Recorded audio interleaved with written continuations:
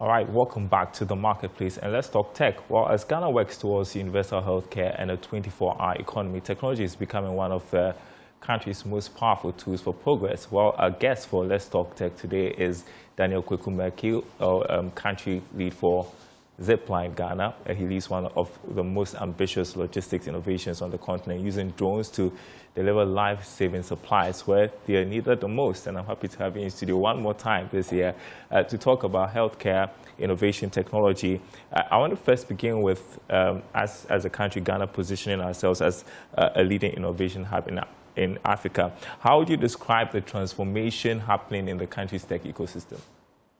In the country's tech ecosystem, I mean, I would say, of course, we all know, like, we speak a lot about the youth and the opportunities. And ultimately, I think we are positioning ourselves as a gateway towards sub-Saharan Africa, West Africa in general. But there is a lot of things that we need to do. I think there is a lot of efforts in terms of equipping the youth with the skills, and then thereafter the economic impact. And ultimately, I mean, technology innovation is a driver for change, but there is a lot of integration and parts that need to align. So I think we are we are building the pathway towards that readiness for the innovation. All right. I mean, the last time you were here, we talked about Zipline and what you're doing in the healthcare system, medical deliveries across the country. Talk to us about, I mean, what's happening between then and now, how that has impacted access to healthcare, emergency responses, the outcomes in remote communities? Yes.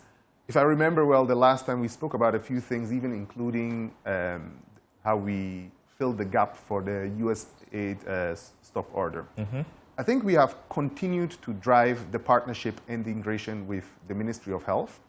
And ultimately, what we want to achieve is healthcare access for all Ghanaians. And this has to be driven by the Ministry of Health, by the Ghana Health Service. And we have continued to try and build that pathway towards that. So I think where we are standing, everything is around integration. And how important is technology for effective healthcare delivery in the country, do you think?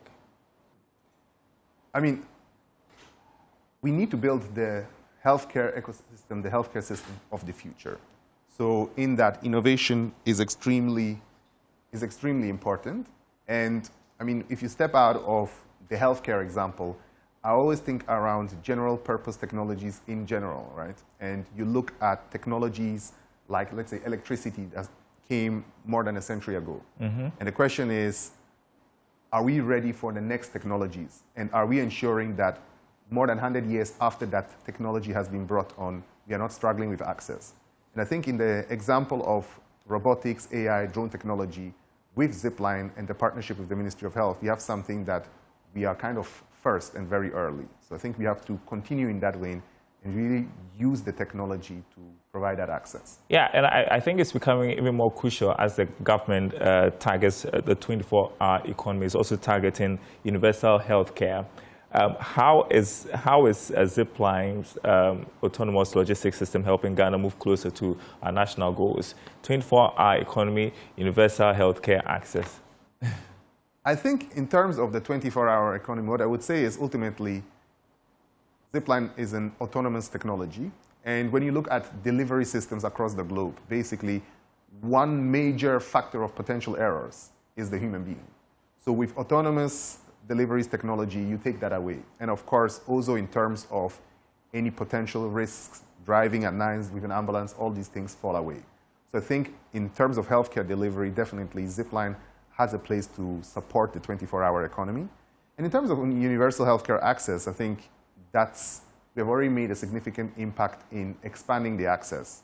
And ultimately, when you look at hard-to-reach areas and emergencies, definitely Zipline feels like a no-brainer.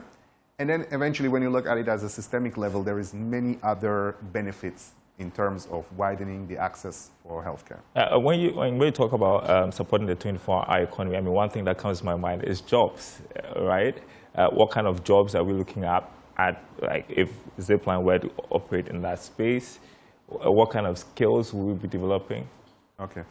In terms of jobs, for each distribution center that we have 30 to 40 high-quality jobs. Right?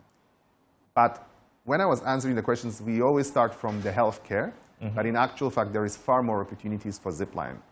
It can really be a backbone of economic development, providing access to tech jobs, but also expanding into agriculture. The Rwanda example where we are doing artificial insemination is one of them. And there is also opportunities in the private sector, including e-commerce.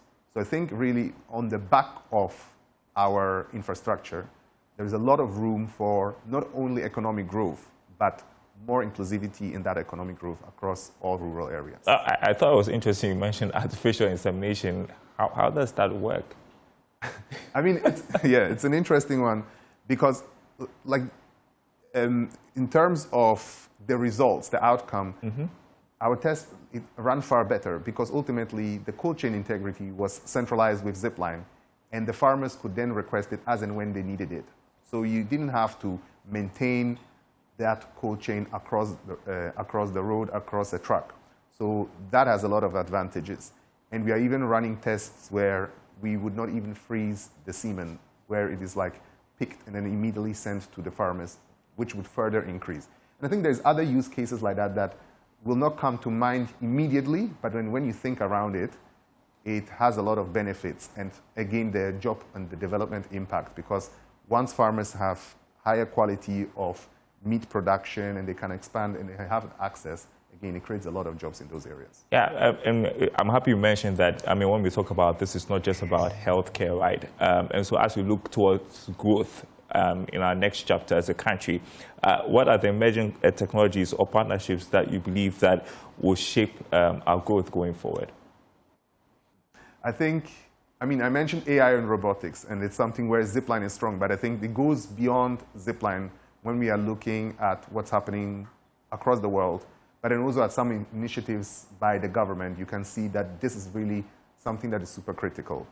And you can say that robotics is like the physical manifestation of AI. And at the same time, to drive it, we need data. And I think this is part of when I'm saying integration in the Zipline example, but even beyond. How can we leverage technology to get the right data and ensure that the decision makers have the data available and then make decisions based on that? Because the amount of data that we can process, things that we can automate, goes beyond anything that was possible, let's say, a year, 2, 3 years ago. Yeah, there's plenty of talk about AI these days. People are a bit skeptical about the future of AI. Where do you stand on all of that? I think there's no doubt that it will be transformative, right?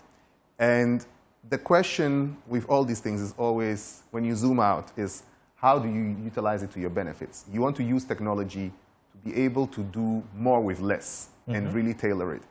If we really, I'm going back to the data, if we really contextualize things, get the right data, and have like a clear agenda and align the different players, collaboration, I think we can benefit immensely. At the same time, there's always the other side of it. If you don't do it the right way or you miss the train, kind of, you also lag behind the competition, in quotes.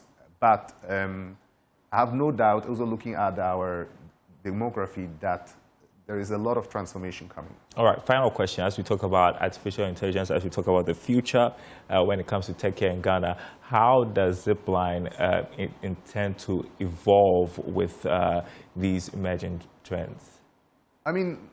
Zipline, in the US, we are already deploying a new technology, which we call Platform 2, which is more focused on urban areas. And then beyond that, there's a lot of integration and system-wide change that we can drive. And on the African continent, we are really putting in an extra effort to really see how we can become nationwide infrastructure in the 5 countries that we operate in, and also improve our technology in terms of reliability, in terms of reach, in terms of cost efficiency.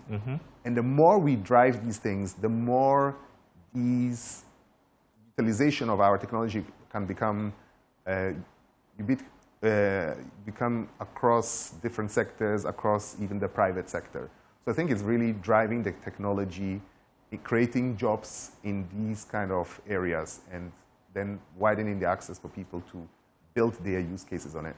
Great stuff. Daniel Kwekumba, key country lead Zipline Ghana. Thank you so much for passing through. Hope to have you another time here on this segment. I appreciate your time on the marketplace.